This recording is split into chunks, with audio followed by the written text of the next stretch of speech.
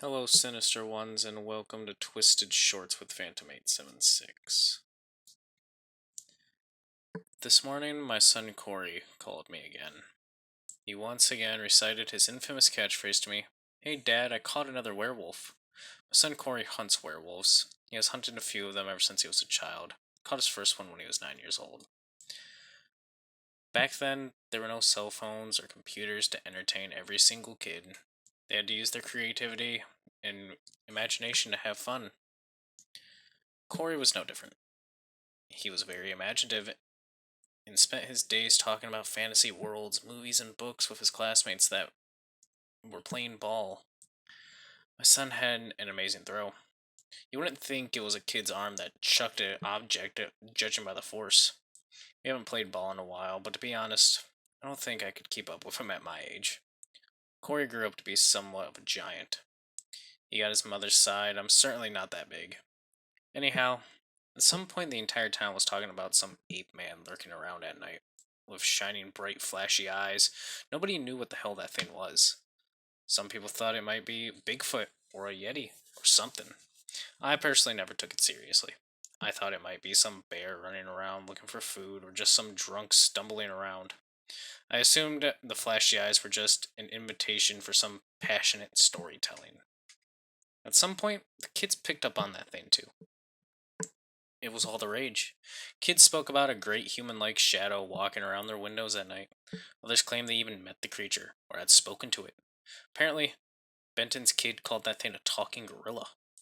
While some people were getting concerned, most of us didn't get too bothered with some childish imagination and conspiracy theories. No one was getting hurt, so none of us adults ever bothered checking what was behind the sightings. One morning, Corey came to have breakfast and said that the ape man was actually a werewolf. I asked him why he decided it was a werewolf. So he told me he watched it from his window. The creature showed up at night, and its bright eyes shined at my son, waking him up. Looking at the creature was moving its arms back and forth near its legs, before howling and running off into the darkness. My wife wasn't too pleased with my son being awake in the middle of the night. I thought he was probably some local drunk that caught Corey's attention. Corey wouldn't stop talking about the supposed werewolf for months. Werewolf this, werewolf that. He tried to convince his friends that the strange creature was a werewolf, which led to a fight between them. It was getting tiresome to constantly hear about this werewolf, but what could we do? The kid had an active imagination. Some kind of wildlife was roaming around our small town at night. The kid thought it was a mythical beast. What what do we do? Catch the animal to prove him otherwise? We let him have his fun. One day he asked me, Dad, what should I do if a werewolf gets too close? I looked at him and told him, You have a strong arm, son. Just throw something at it and it'll run away from you. He smiled and thanked me and ran off to play with his friends that day. I thought little of it. 3 days later, in the middle of the night, Corey comes to our bedroom and nudges me awake. Hey, Dad? Yeah, kiddo? I asked him, still half asleep. I caught the werewolf, he said with the glee obliviousness in his voice. Buddy, it's the middle of the night, you should go to bed. Just like that, werewolf probably went to bed. I groaned, turning in my bed.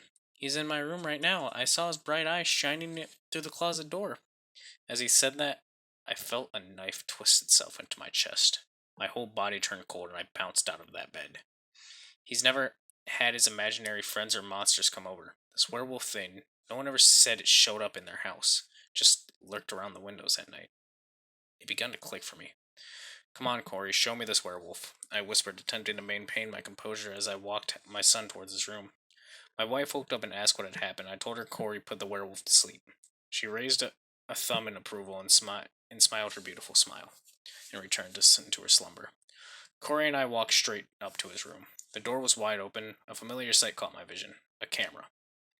My mind went into overdrive. His shining eye. Singular. Every single time Corey mentioned a shining eye, it was one eye. A single eye.